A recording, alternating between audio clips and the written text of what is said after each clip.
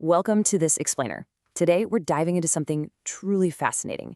We are going to unpack two profound Korean philosophical concepts that literally shaped an entire nation's response to modernity and foreign influence, all during a time of massive historical upheaval.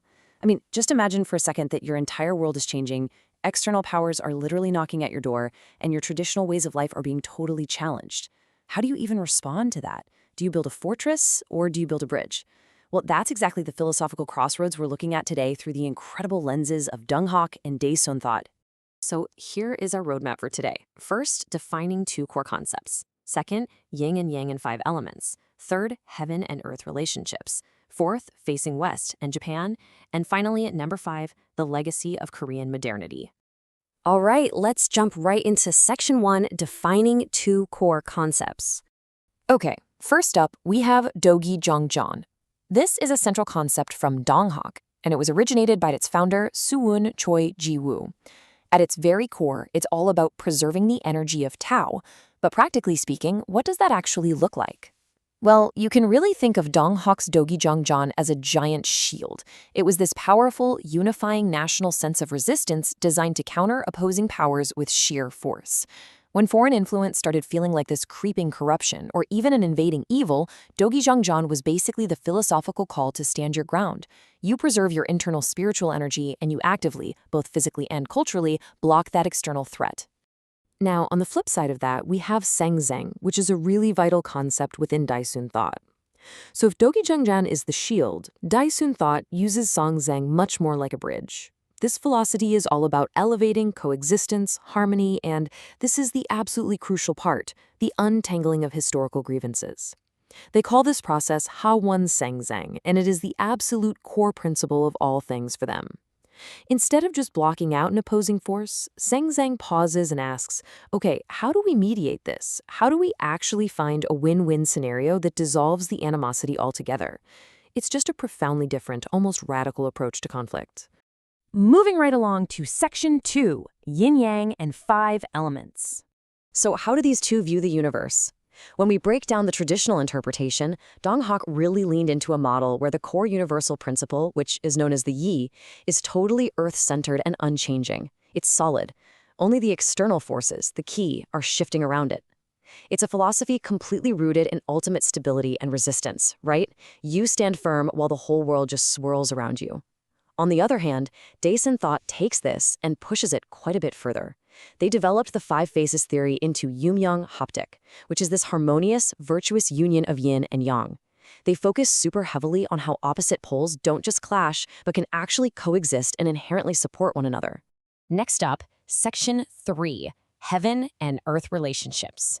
For centuries, Neo-Confucianism held onto this very rigid, super hierarchical view of a distant, sort of untouchable, transcendent heaven. But Donghak attempts a massive modern transformation here. They pushed way beyond that by emphasizing a vaporization, basically bringing down that distant heaven into something much more immediate and active in daily life. And then Daesun thought steps in to really complete that self-generated religious modernity. They do this by introducing the concept of the divine name, or myung. This created a framework that actively bridged the gap between the divine and the earthly realm, which perfectly paved the way for that harmonious coexistence they were championing. All right, section 4, facing west and Japan.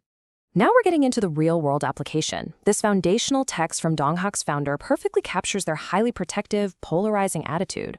When Choi Ji-woo talks about the energy of Tao being preserved so that evil will not enter, he is speaking to a very real, very intense wariness toward the West and Japan. Remember, it was a time of aggressive imperialism. So to Donghak, these foreign influences were quite literally the evil that needed to be kept at bay, just to preserve the integrity of the Korean spirit and the nation itself. Conversely, Daesun thought advocates for harmony and reconciliation over confrontation, and it's beautifully, almost hauntingly summarized by this really powerful quote from their sacred text, the Jiangyeong. Returning evil for evil is like washing blood with blood. I mean, just think about how radical that is during a time of intense national threat. It's a total, explicit rejection of the shield and sword mentality. It acknowledges that meeting aggression with more aggression, well, it just stains everyone involved, trapping them in a never-ending cycle of mutual destruction. As impartial observers, it's fascinating to see how these two lenses distinctly shaped Korea's geopolitical response. Donghak, as we've seen, took a stance of fierce resistance. Their language was completely uncompromising. Even referencing a dog-like Japanese enemy. It was all about drawing a massive line in the sand. But then, look at the Daesoon perspective. They viewed both East and West through this lens of coexistence, evaluating both cultures as possessing great saints. Instead of drawing a line in the sand, they looked backward at deep historical traumas, like the devastating Imjin War from way back in the late 16th century, and suggested that the only true way to move forward was to actively unravel those centuries-old knots of hatred. So one path is fierce resistance, and the other is an ambitious attempt at global historical coexistence. Finally, Section 5, Legacy of Korean Modernity. What's amazing is that both of these ideologies successfully formed Korea's unique, self-generated religious modernity. Unlike modernization that was just purely imported or completely forced upon them by the West, Donghak and Daesoon represented an internal, entirely philosophical evolution. And honestly, this opens up some incredibly rich avenues for future exploration. What does this mean for us practically in our modern society? How exactly does this autogenous, self-generated modernity compare to the standard Western model of modernization? And how did these shifting views of the heaven-earth relationship ultimately shape the entire landscape of East Asian religious history? There's just so much to dig into here. So, I'm going to leave you with this final thought, and it's something I really want you to chew on. We live in an increasingly polarized modern world, right?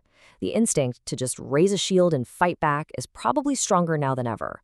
When you face deep conflict in your own life, or when you see it playing out on the global stage, which path seems more viable to you? Do you reach for the Donghak shield of resistance, closing yourself off to protect what's yours? Or do you attempt the incredibly difficult but potentially world-changing task of building the Daesoon bridge of coexistence, washing away the blood rather than adding to it? It's a lot to think about.